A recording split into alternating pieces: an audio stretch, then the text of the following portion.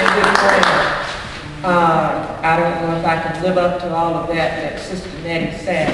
But first of all, I am director of the O.B. McClinton Foundation. Over on the table, after I do my brief little speech, there are brochures that will give you the basic information. And I will just say that we are beyond the Gravel Springs community. In our summer program, we have children from the Independence area, Como, as well as the Senatobia public schools. And I just want to say that.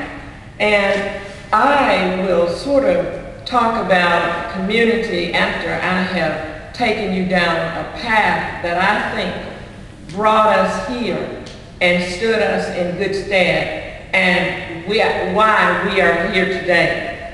We are, as baby boomers, we watched our fathers go off to the career wall and be a responsible person. We enjoyed our youth. We have lived in the best and worst of times. We lived through segregation.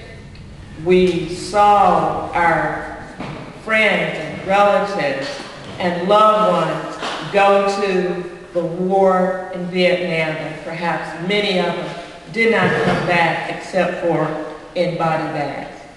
We have been tried, tested, and collectively we came out on the other side all the better.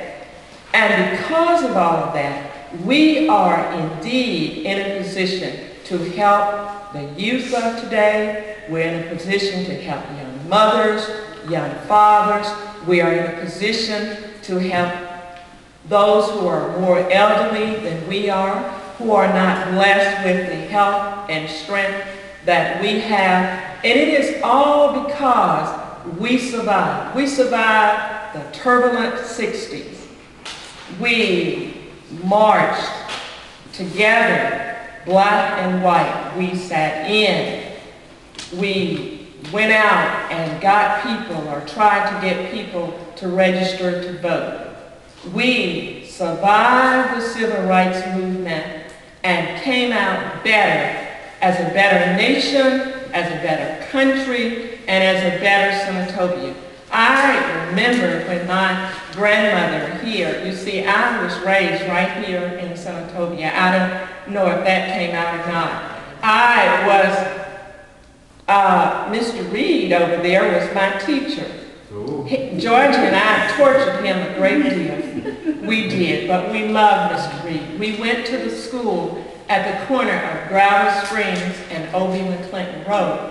And the school was called Springfield Rosenwar School. I never could understand why it was called Springfield as opposed to Gravel Springs, since Gravel Springs was the nearest church. Well, nosy, busybody Clotilde went to the courthouse the other day and drove poor Mr. Crockett mad. We went through the record books and we found out that the reason it was Springfield Rosenwald School and not Gravel Springs is because it was located down on the northwest corner of Springfield Road. And the church was located there as well. And the school dated back to 1896. And most of us did not have that information because, I don't know if you know it or not, but Mrs. Rosenberg gave 2 acres for the site where the school was last located, at the corner of Gravel Springs and O.B. McClinton Road. And that was in 1931. That's when the school that I attended and that Georgia attended. Mr. Reed, did you know that? Well, good. I have some more questions for you. So we lived through the 60s. We survived the 60s. We survived the 70s. Who can forget all of the freedoms of the 70s? The sleep-ins and the love-ins and the drug-ins. But because we had community behind us, community involvement, teachers like Mr. Reed and like my famous teacher, Ms. Hazel Partee, that I always talk about.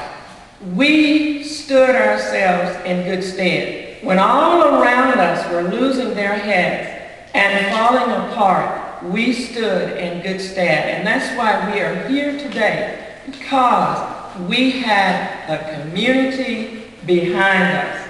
We went on. We left home for the first time, many of us, in the 60s and 70s. We went off to college. We went off to war. We got our first jobs. We got our first apartment. We fell in love listening to My Girl and all those wonderful songs that I wish I could give the youth today. They've lost the love and feeling. The music today, I don't know. It's not about love anymore. It's about jumping, grabbing, taking, hurt somebody, and discussing parts of bodies that shouldn't be talked about in public. We can help those young people because we have lived better than that. We lived through a lot of things, but as I said, we did not lose the common touch. We did not lose our heads. We went on from college and the military, and we came out. We got married. We raised families. We spent the 80s and the 90s watching those children grow, loving them and guiding them and teaching them. And finally, we let them go. Now that brings us to the day. Today we are here. We are healthy. We are together. And we have so much to offer because we've experienced so much.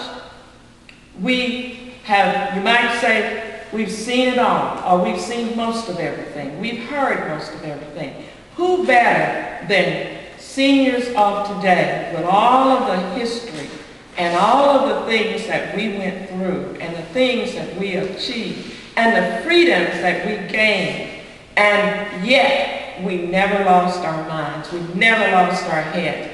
Who better to lead the children of today, to help those who are more senior than we are, to join and volunteer, as Nettie said. We have the knowledge, we have the experience, and at last, guess what? It doesn't seem like it, but we got the time because we can choose. It's true that Nettie is a busy little bee talking about me. She's just as busy. We are busy. Georgia is busy.